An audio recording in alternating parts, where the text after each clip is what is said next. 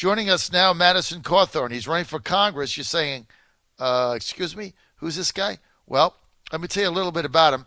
He's running for Congress in North Carolina for Mark Meadows' seat. He's in a runoff, which will be in a couple of weeks. We'll get that info in a minute.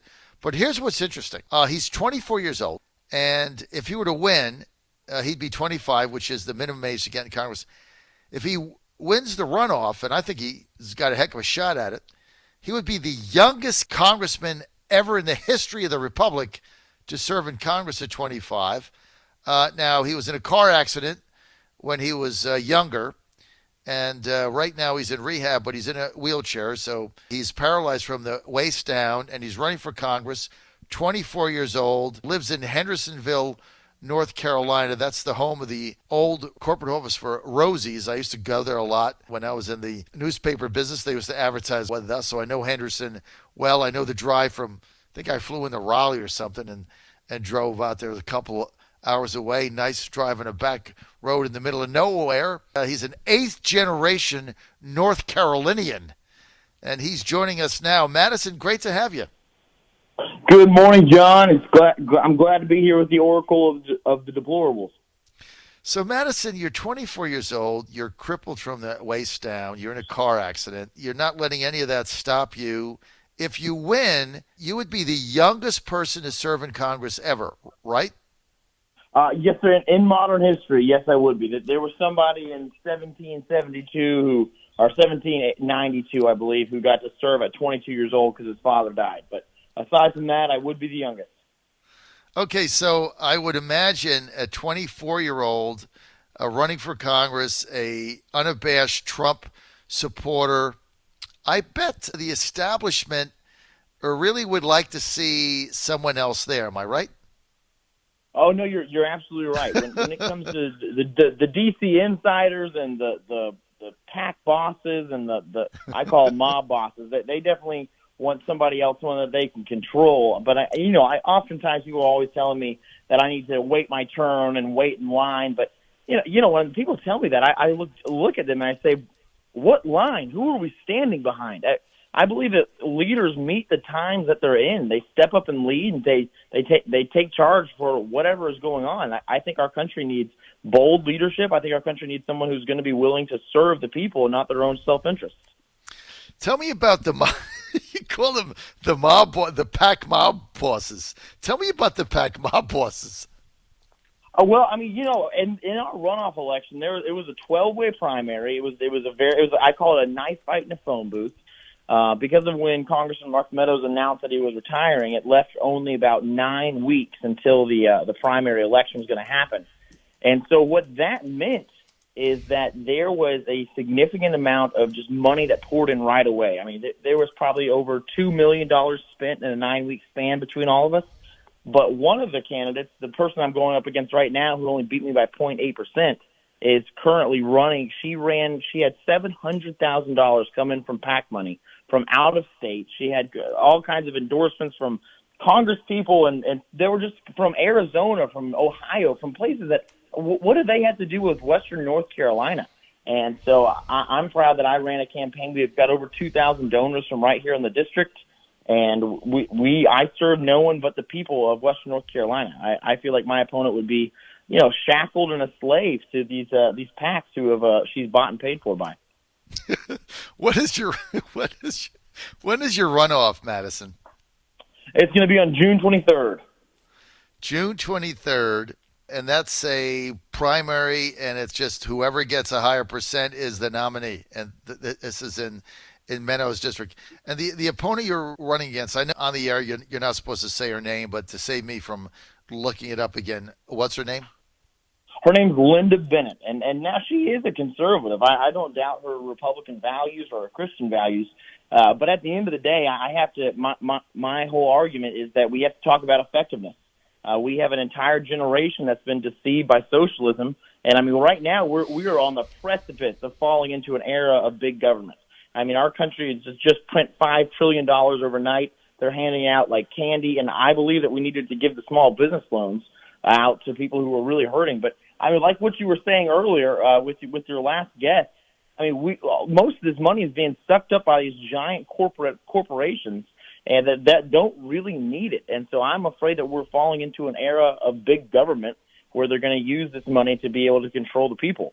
And so I think that we need to elect someone who's going to be able to, quickly articulate the time-tested truths of conservatism and, have strong conservative values, but also be able to defeat this liberal ideology.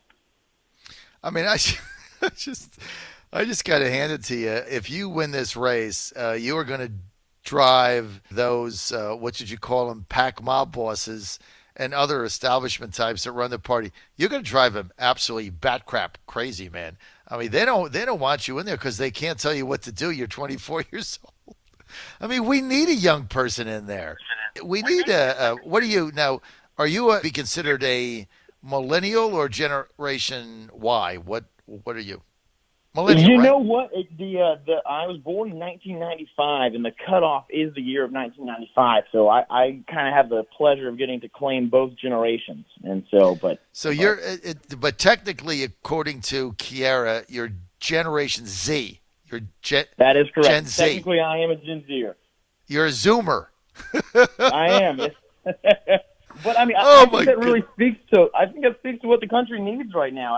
All right, how are you going to listen? Linda Bennett's going to get all kinds of money. They don't want a 24-year-old to win, and you've overcome obviously a horrible car accident, and you're paralyzed from the waist down, so you have to get around in a wheelchair. They don't want you in there.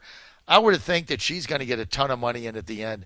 How are you going to stay competitive with that, Madison? Well, at the end of the day, I don't believe that any amount of outside money is going to be able to win this race, especially during this age of COVID-19. You're not going to be able to get these uninformed voters who are going to be able to be led around like sheep, right?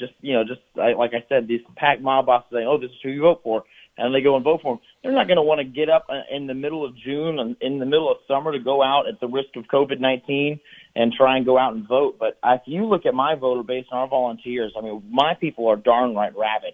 They would run through. There could be gunfire, and I believe they'd still go vote for me because they really believe in this movement. They believe that there's no time to wait. We've got to save our country. If you win, Madison Cawthorn, and I'm going to go to Asheville, right? I got to go to Asheville and cover your campaign. I can't believe it's on no media radar screen. Anybody listening to me now, Madison Cawthorn is 24 years old. He is crippled from the waist down. He's in a wheelchair. He was in a car accident. He's running for Congress, and he's in a runoff. This is for Mark Meadows, which is the base. And he's in a runoff with Linda Bennett, who's the establishment choice. Good lady, Republican, conservative. Whoever wins the runoff on June 23rd is going to Congress. He's 24 years old. Look, if you get there, just let me ask you one question. Do you believe in America first, and can we count on you to have Trump's back? You can absolutely count on me to have Trump's back. I think the idea has been floated by President Trump to use this coronavirus relief packages that cities are requesting to help them so they don't go bankrupt, to be able to hold them accountable and say, hey, you know what? If you want to be a sanctuary city, if you don't want to uphold federal law or federal ICE detainers, then you're not going to get any of this money. And I'll be right there, right in the ranks, fighting with Donald Trump to do something like that. I think President Trump is the greatest president we've ever had, and it would be an honor to get to serve under him. Okay, Madison Cawthorn, what do you think about? Are you in favor of holding the Chinese Communist Party accountable for what they wrote on the world? Oh, absolutely. It's already been shown that President Donald Trump was taking them to task with this trade war. I mean, I've always believed in free trade, but I think President Trump opened a lot of our eyes by showing us that, hey, America shouldn't believe in free trade. We should believe in fair trade. And he really gave us a lot of teeth by using these tariffs to make sure that the Chinese were paying their fair share and the Americans weren't being taken advantage of. But now that the Chinese are responsible for probably one of the greatest economic collapses our country's faced, and for killing thousands of Americans and shutting the whole world down, At the very least, they were just incompetent beyond measure. But, I believe there was foul play involved. And so I think they absolutely need to be held accountable. So you're a member of Generation Z, much like Kiara, my producer. I always forget, Kiara, if you're Gen Z or a millennial. I can never remember. I always get that mixed up. Kiara she says, I'm definitely a millennial. She's 28. I didn't know you were 28. Okay.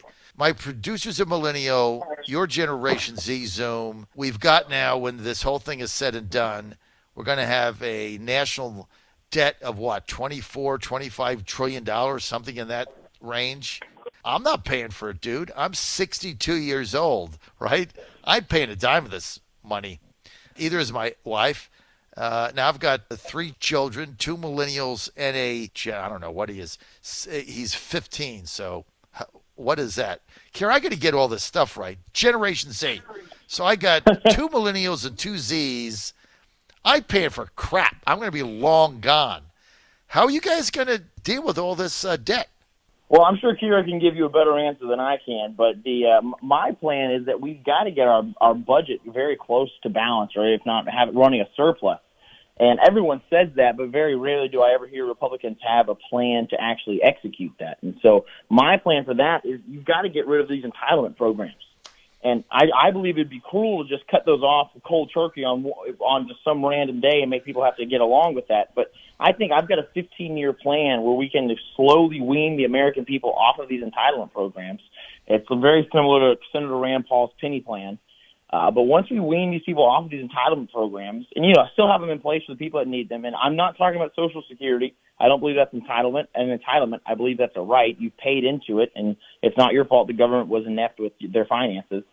But at the end of the day, I believe we've got to wean the American people off the entitlement programs, and that way, because we have record revenue. If we can start having a balanced budget, and we get our debt down. Imagine how fast and nimble we would have been able to respond to this crisis if we weren't $22 trillion in debt back in January.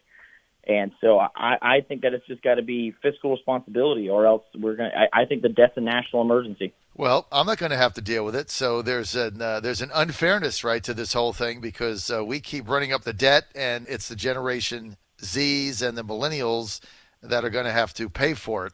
It's going to have to be it's going to have to be a tough road ahead. All right, let's get to. I want to get one of your other positions, and then we'll have you back on because I'm running out of time. We're with Madison Cawthorn.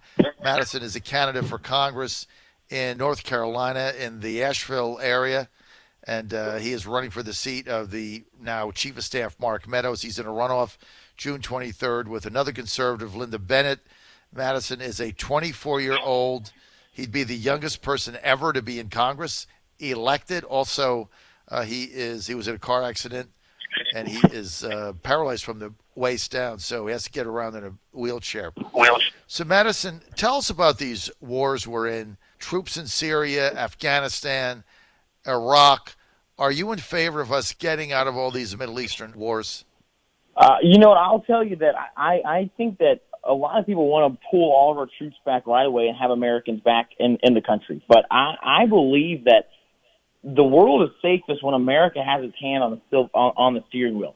Now, I'm not talking about regime change wars. I think it was a mistake to go in the way that we did. I believe the only way to rule in the Middle East is with a benevolent dictatorship.